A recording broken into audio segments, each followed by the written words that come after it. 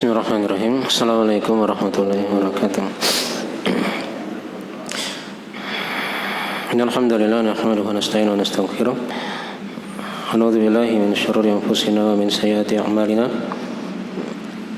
May yahdihillahu fala mudilla lahu wa may yudlil fala hadiya lahu. Asyhadu an la ilaha illallah wahdahu la syarika lahu.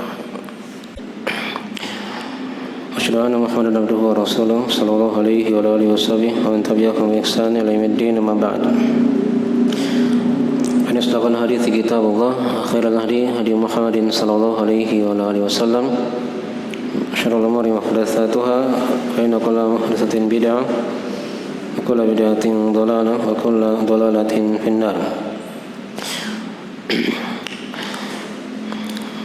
Masyiral ikhwani wa fadhilillah rahimani wa rahimakumullah. Pada malam ini kita akan lanjutkan dari pembahasan kitab Al-Qawaidul Arba'ah karya Syekh Muhammad bin Abdul Wahhab bin Sulaiman At-Tamimi An-Najri rahimahullah ta'ala, seputar 4 kaidah dalam memahami tauhid dan kesyirikan. Kita sekarang masuk di masalah yang keempat dari mukadimah penulis ini, tentang bahaya kesyirikan dan sebab keselamatan dari kesyirikan. Ya, kita sudah bahas di sesi sebelumnya tentang masalah kesyirikan, definisi syirik dan bahayanya, walaupun baru separuh ya kita terangkan.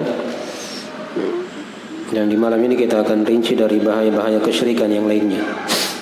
Yang diterangkan oleh Syekh di sini ada sekitaran 3 bahaya dari bahaya kesyirikan. Ya,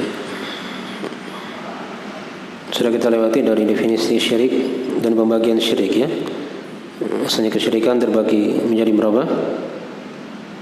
Menjadi 2. Ada syirik akbar dan ada syirik asghar. Ya. Bedanya antara 2 syirik ini kan sudah dijelaskan. Kalau syirik akbar itu dari hal yang membatalkan keislaman, ya, mengeluarkan pelakunya dari Islam. Kalau syirik asghar itu tidak membatalkan apa? Keislaman. Ya. Itu satu di antara perbedaan ya. Nanti akan diterangkan perbedaan yang lain di pembahasan yang kita akan kaji nanti insyaallah taala di sini. Baik. Di situ Syekh telah terangkan fa idza dakhala syirku fil ibadati fasadat kal hadathi idza dakhala fit taharah. Jika kesyirikan masuk dalam ibadah, maka dia akan merusak, sebagaimana hadas jika masuk dalam taharah. Ya, ini sudah kita terangkan ya, dari bentuk memberikan permisalan, memberikan contoh untuk mendekatkan apa? Pemahaman. Ya. Jadi di sini telah diterangkan kepada kita di antara dari bahaya kesyirikan, yaitu kesyirikan itu bisa merusak amalan, merusak ibadah. Ya, sudah diterangkan 2 jenis dari kerusakan itu. Kadang bisa merusak semuanya apa yang dia telah amalkan, kalau syiriknya syirik akbar. Dan yang kedua, kadang yang rusak hanyalah amalan yang ada padanya kesyirikan itu. Itu kalau syiriknya syirik apa? Asghar. Itu dibedakan ya. Dan jadi dari situ juga sudah bisa dibedakan antara syirik akbar dan syirik asghar. Kalau syirik akbar itu merusak seluruh amalan jika dia masuk dalam ibadah, akan rusak semua ibadahnya. Ya. Kalau syirik asghar, jika dia masuk dalam ibadah, maka yang rusak hanyalah ibadah itu saja, tidak merusak ibadah yang lain. Dipahami ya? Baik. Kemudian di situ beliau di cetakan yang lain di situ ada ayat yang boleh disebutkan ya. Ada di bawah di ta'liq. Ayat ini dicetakan hanya ada dicetakan sebagian ulama ya, yang dicocokkan di manuskrip juga di nuskhah. Tapi di kebanyakan dari matan Al-Qawaidul Arba'ah ini itu tidak ada ayat yang dibawakan di bawah itu. Ya, tapi kita baca saja ayatnya karena ini ayatnya masih berkaitan dengan bahaya kesyirikan. Ya. Baik. Di situ beliau katakan kal hadathi idza dakhala fi at-tahara kama qala ta'ala ma kana lil musyrikina ay ya'muru masajidallahi syahidina ala anfusihim bil kufr ulaika habitat a'maluhum wa fin nari hum khalidun. Ya, ini ayat di surah At-Taubah ya. Ayat di surah At-Taubah. Kalau dicetakan ini di diktat ada ayat yang diterangkan tadi ya. Surah At-Taubah ayat ke-17. Ya. Ya, dikatakan di situ maka lil musyrikina ay ya'muru masajidallah. Tidak pantas bagi kaum musyrikin untuk memakmurkan masjid-masjid Allah. Syahidina ala anfusihim bil kufr. Ya. Tatkala mereka telah menyaksikan atas diri mereka kekafiran. Ulaika habitat a'maluhum wa fin nari hum khalidun. Mereka itulah orang-orang yang terhapus amalannya dan dalam neraka mereka kekal. Ya. Tapi dimaklumi ya, kaum musyrikin di masa dahulu itu punya ibadah. Ya. Mereka muliakan tamu. Mereka juga beribadah di Masjidil Haram. Tapi ada berhala-berhala yang mereka juga ibadahi. Itu dari ibadah-ibadah kaum musyrikin.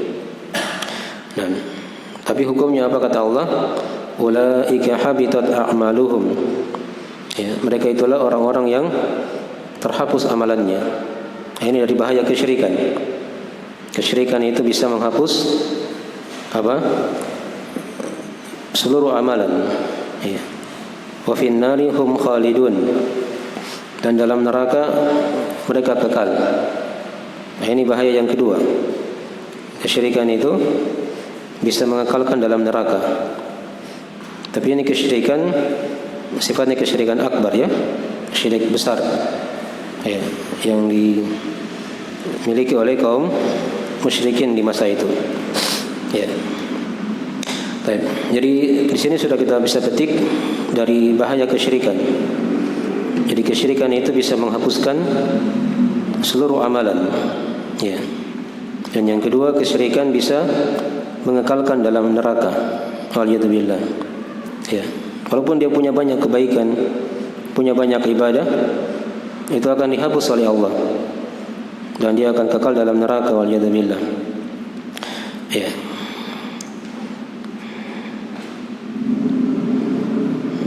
Baik. Ini sudah dua dari bahaya kesyirikan. Baik. Ada bahaya kesyirikan yang lain atau ada ayat yang lain ya? Ada ayat yang lain yang diterangkan oleh para ulama dari bahaya kesyirikan ini, dari hal yang menghapuskan seluruh amalan. Ya, ditulis saya ayat-ayatnya di sini ya, kita bacakan. Tapi di antaranya ada ayat di surah Az-Zumar ayat 65 sampai 66. Surah Az-Zumar ayat 65 sampai 66. Saya bisa bacakan ayatnya. Allah Ta'ala berfirman, "Wa laqad uhiya ilaika wa ilal ladzina min qablik la in asyrakta la yahbatanna 'amaluk wa la takunanna minal khasirin balillaha fa'bud wa kum minasy syakirin." Ya, wa laqad uhiya ilaika, dan sungguh pasti kata Allah telah diwahyukan kepadamu wahai Muhammad, wa ilal ladzina min qablik, dan juga kepada orang-orang sebelummu, la in asyrakta la yahbatanna 'amaluk. Ya, andai kata engkau berbuat kesyirikan maka akan terhapus seluruh amalanmu. Ya, wala takunanna minal khasirin, dan kamu pasti akan menjadi orang-orang yang merugi. Balillaha fa'bud wa kum minasy syakirin, bahkan hanya kepada Allah hendaknya kamu beribadah. Ya, dan jadilah kamu orang-orang yang bersyukur. Ya. Jadi di sini diterangkan ya, Jangan manusia, para nabi dan rasul saja itu telah diancam oleh Allah. Andai kata mereka berbuat kesyirikan, akan terhapus semua amalannya. Ini nabi diancam ini. Demikian pula para nabi dan rasul sebelumnya, ya, diancam oleh Allah. Andai kata mereka berbuat kesyirikan, akan terhapus amalannya. Ya. Jadi kesyirikan dari hal yang menggugurkan amalan, merusak amalan sekaligus menggugurkannya. Ya. Ini dari bahaya yang pertama ya. Baik. Bahaya yang kedua tadi diterangkan ya di ayat yang telah kita bacakan di matan, di cetakan yang lain, wa finnari hum khalidun, dan mereka kekal dalam api neraka. Ini bahaya yang kedua dari bahaya kesyirikan. Bahasanya kesyirikan itu adalah dosa yang mengekalkan dalam api neraka. Ya.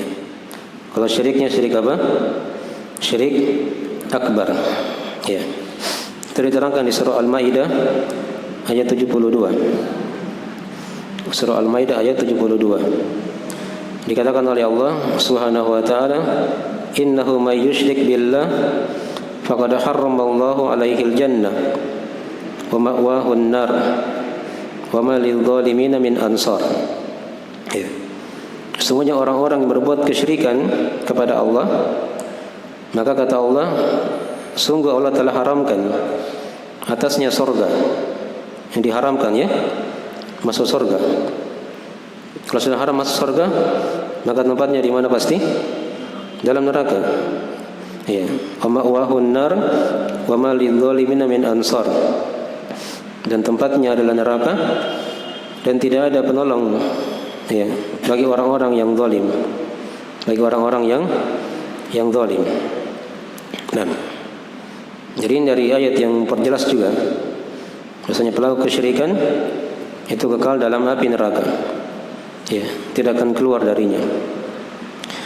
Baik. Kemudian dari bahaya yang ketiga dari bahaya kesyirikan, ya, beliau akan bawakan nanti di situ ya di halaman sebelahnya dari ayat di surah An-Nisa ayat 116 ya. Nah, ya, dipetik padanya dari bahaya kesyirikan, bahwasanya kesyirikan itu dari dosa yang tidak akan diampuni. Kesyirikan adalah dosa yang tidak akan diampuni. Tapi kalau pelakunya meninggal dalam keadaan belum apa? Bertobat dari kesyirikan itu. Ya. Tapi kalau dia bertobat dari kesyirikannya, Allah Maha Pengampun seluruh dosa, termasuk dosa apa? Dosa kesyirikan. Itu kalau dia bertobat ya sebelum meninggal. Nah, jadi ayat yang beliau bawakan di situ di sebelahnya itu di matan dikatakan innallaha la yaghfiru ayyushraka bihi wa yaghfiru ma duna dzalika liman yasha. Sesungguhnya Allah tidaklah mengampuni dosa kesyirikan dan mengampuni apa yang di bawah daripada itu ya selain daripada itu bagi siapa yang dia apa kehendaki. Nah, di sini diperhatikan dari konteks ayat ya. Sesungguhnya Allah tidaklah mengampuni dosa kesyirikan. Yang tadi sudah diterangkan ya. Ini maksudnya bagi siapa yang meninggal dan dia belum bertobat dari dosa syirik tersebut. Ya. Wa yaghfiru ma duna dzalika liman yasha. Ya, dan dia mengampuni apa yang selain daripada itu. Selain kesyirikan. Misalnya contoh ada orang yang meninggal dan dia belum bertobat dari dosa-dosa besar selain syirik. Ya, maka itu di bawah kehendak Allah pada hari kiamat. Mungkin diampuni, mungkin juga apa?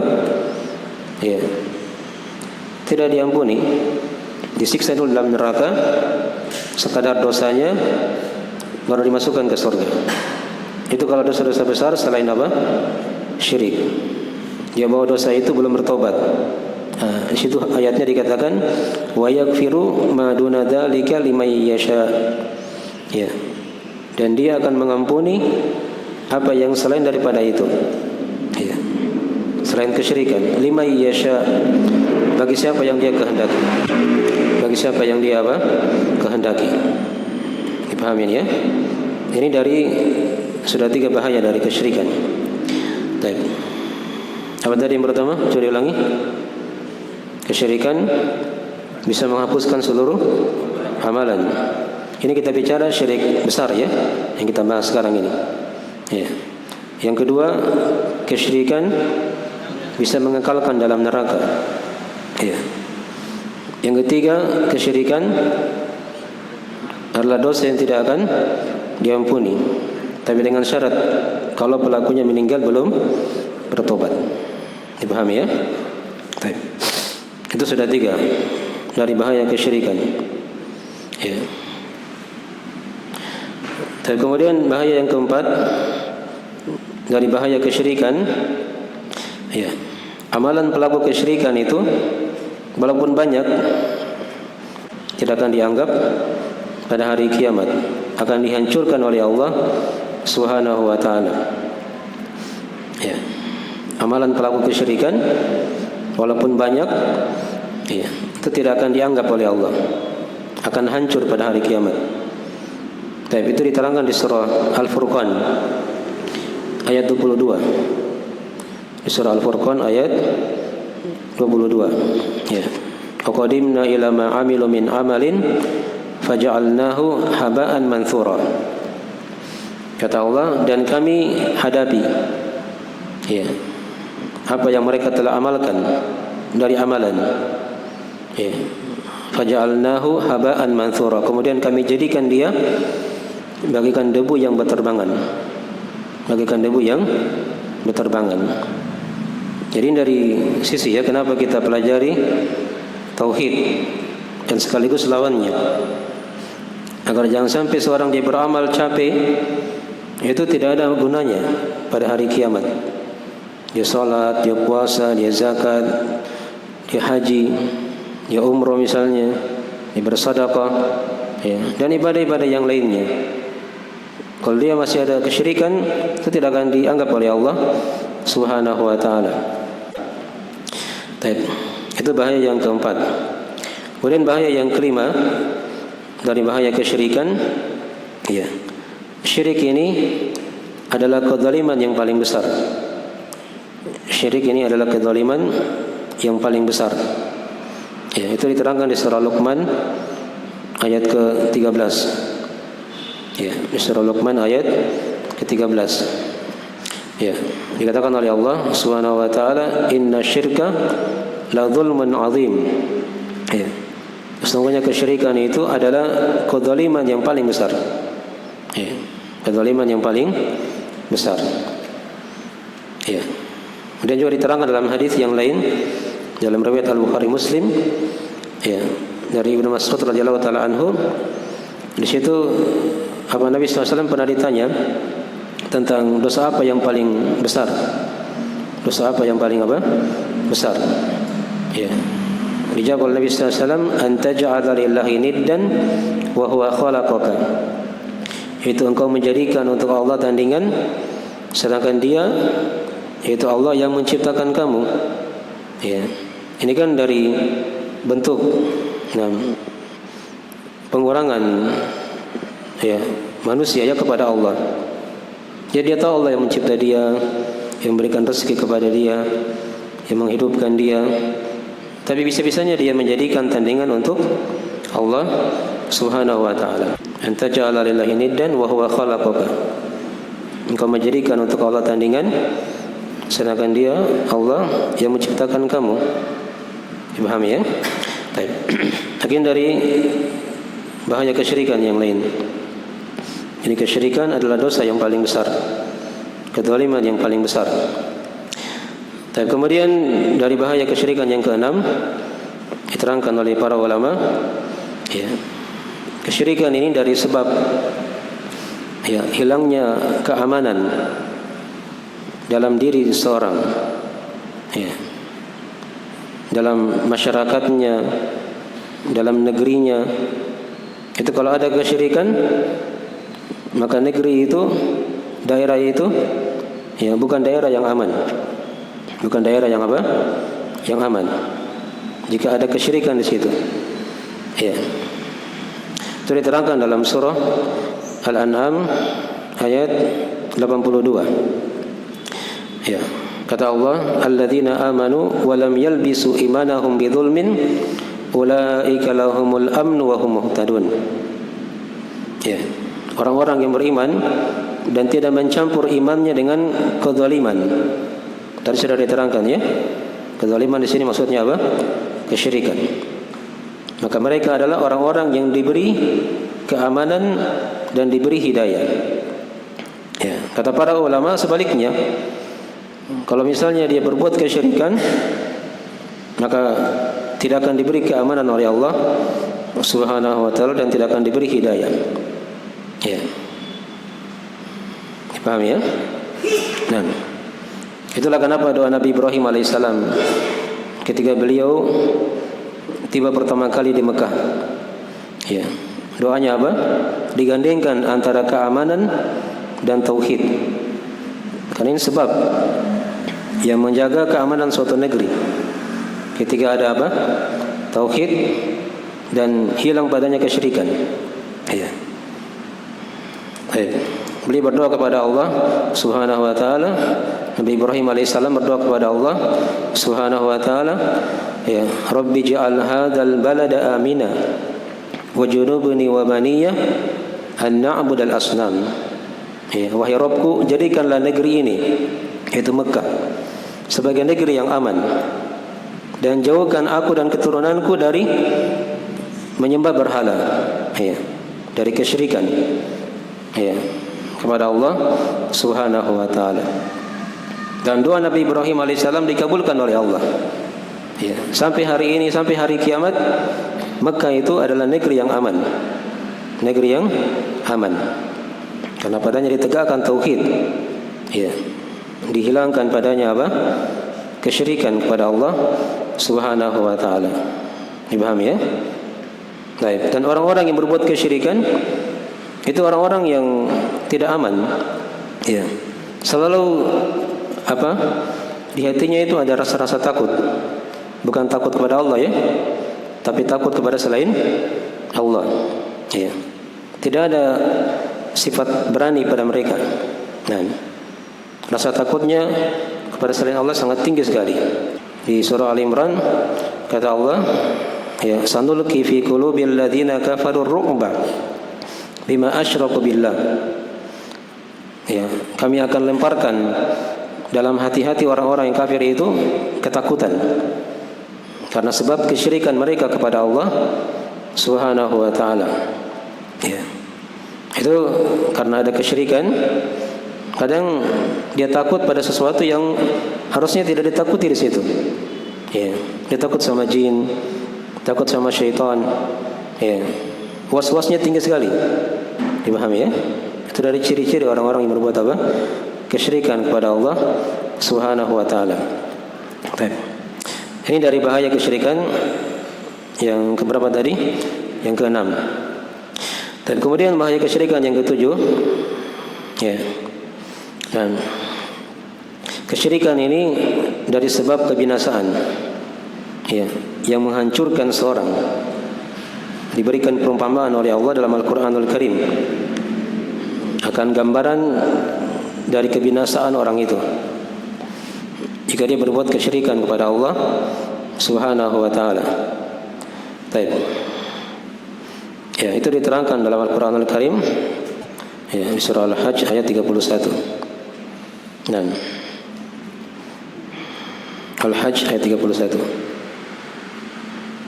Tapi dikatakan oleh Allah Subhanahu wa taala, "Wa may yusyrik billahi faka'annama kharra minas sama'i fatakhtafuhu at-tayru aw tahwi bihi ar-rihu fi makanin sahiq."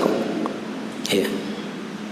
Kata Allah, dan siapa saja yang berbuat kesyirikan kepada Allah, faka'annama kharra minas sama', maka seakan-akan diibaratkan itu dia seperti orang yang terjatuh dari langit. Ya. Fatakhtafuhu at-tayr, kemudian disambar oleh burung.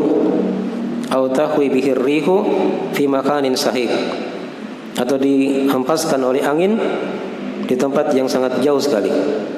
Ya. Ini dari perumpamaan oleh Allah. tentang orang yang berbuat kesyirikan. Diibaratkan seperti orang yang jatuh dari langit. Sekarang kalau orang jatuh dari langit misalnya, bisa selamat?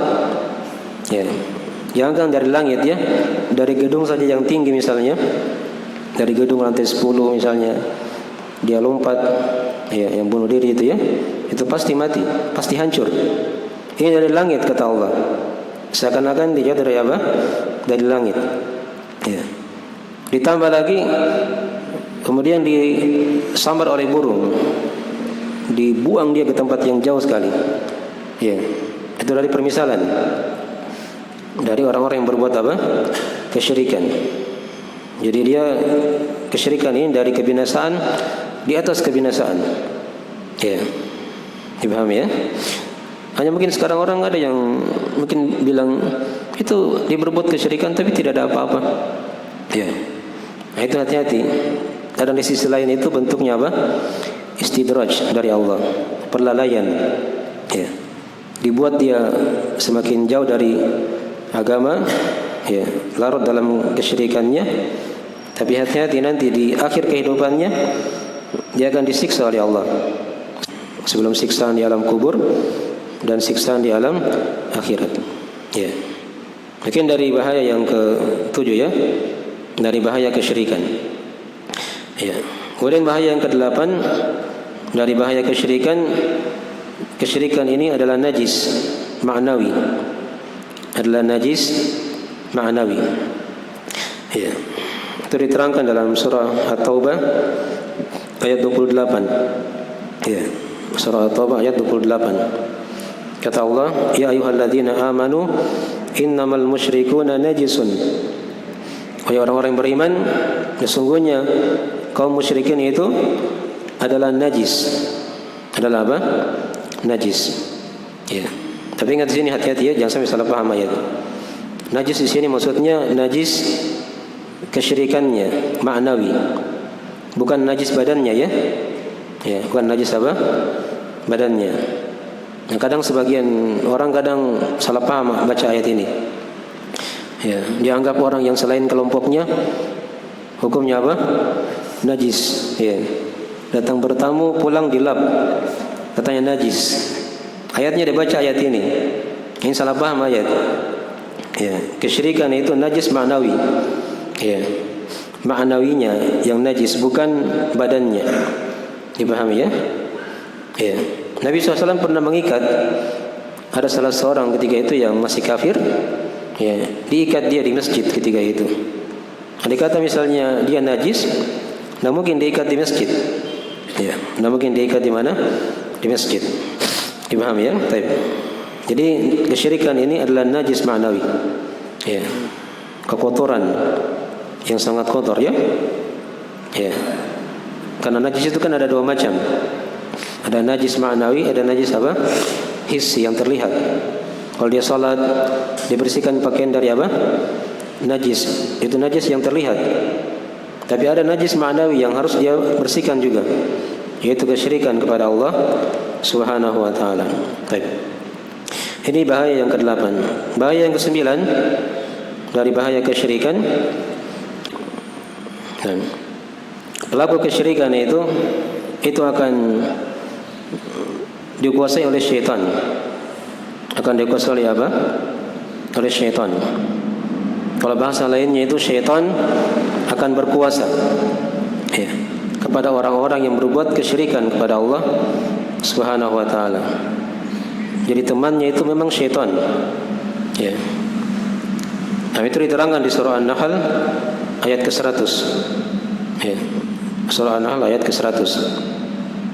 Tapi dikatakan oleh Allah Subhanahu wa ta'ala, innama sultanuhu 'alal ladzina yatawallawnahu wal ladzina hum bihi musyrikun. Ya.